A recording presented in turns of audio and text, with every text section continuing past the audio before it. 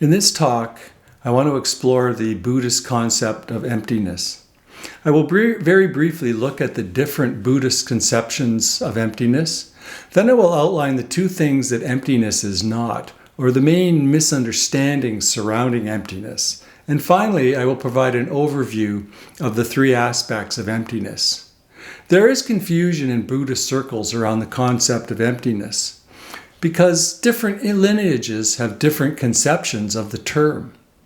Early Buddhists applied the term to the self through the teachings of the five aggregates. Early Buddhism focused on the idea that at the core of the person there is no fixed, independent self. Mahayana Buddhism expanded the teaching on no self. It taught that there is no fixed and intrinsic reality underlying anything.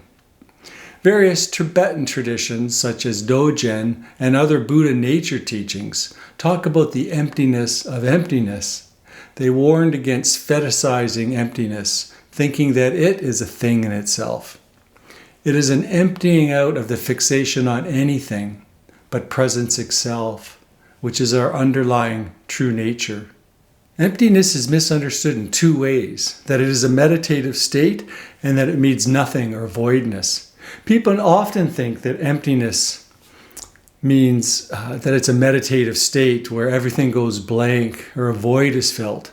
People think when this happens, they're seeing emptiness. This is a meditation experience, but not the experience of emptiness. In fact, it can be a hindrance to the insight of emptiness. It leads you to believe that you are enlightened, but in fact, all you've done is experienced a level of concentration.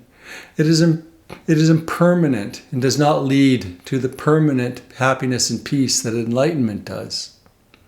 So insight into emptiness is not an experience or a special state attained through concentration or meditative practices. Nagarjuna taught, emptiness wrongly grasped is like picking up a poisonous snake by the wrong end. In other words, we will be bitten. We can also misunderstand emptiness to mean nothingness, which can lead to a very nihilistic view. It doesn't mean that nothing exists. They just don't exist in the way that our mind thinks they do. As the Dalai Lama puts it, nothing is as it appears. It also does not mean that everything is meaningless, so it doesn't matter what we do, whether we do good or we do evil. In Buddhism, there is a clear-cut teaching on what is wholesome or unwholesome, skillful or unskillful, and cause and effect. Everything exists based on causes and conditions. So when there are wholesome deeds, there is a wholesome effect. The concept of emptiness depends on this truth, that things arise due to causes and conditions. Thus, when the Buddha says that everything is empty, he is saying that everything arises due to causes and conditions. So there is, by definition, wholesome deeds and unwholesome deeds. So what are the three aspects of emptiness? All formations and phenomena do not exist as the little me supposes they do. The little me supposes that things are permanent, can provide lasting happiness, or in other words, are satisfactory, and have an independent existence. These are the three things, or the three aspects. That things are impermanent, are unsatisfactory, and don't have an inherent existence. In other words, everything is impermanent and constantly changing. Everything is unsatisfactory to the extent that we can't find lasting happiness in anything out there, and everything is interconnected. It's, in other words, dependently co-arising. Let's look at each of these in turn. Impermanence means that everything arises and passes away. With meditation practice, we can see things with greater and greater refinement as arising and passing in each moment. The unsatisfactory nature of everything means we suffer when we cling to things as if they will bring us happiness. Realizing emptiness means realizing that nothing in reality is worth clinging to, because nothing provides happiness and peace because everything is empty of permanence or independent existence.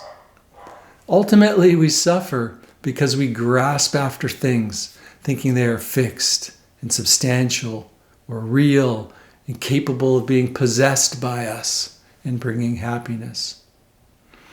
Everything is empty of these three aspects, so nothing is worth clinging to. No thing can provide lasting happiness. Then the final one, that nothing is inherently existing or independently existing. Often you will hear in the sutras that all phenomena are not self. This simply means that all phenomena have no inherent independent existence. They are empty of an independent self. Thich Nhat Hanh points to this notion of nothing having independent existence when he uses the term interbeing. To say that something is empty is to say that it is dependently originated. This means that its existence depends on something else. If it exists, so does the other thing. If it ceases to exist, so does the other thing. Remember, it does not mean non-existence, just no independent existence. On a relative level, everything exists interdependently. Take a piece of paper. You look at the piece of paper. What do you see? Is it just a piece of paper?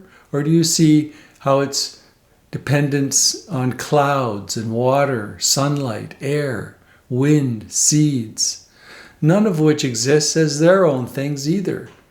A piece of paper is produced from what is considered non-paper elements. So paper does not have its own nature. If the conditions that a piece of paper depends on were removed, there would not be a piece of paper left over. Paper lacks its own being.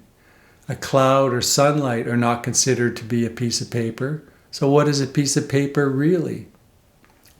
How can we give a valid description of what can conventionally, independently, but not ultimately be established?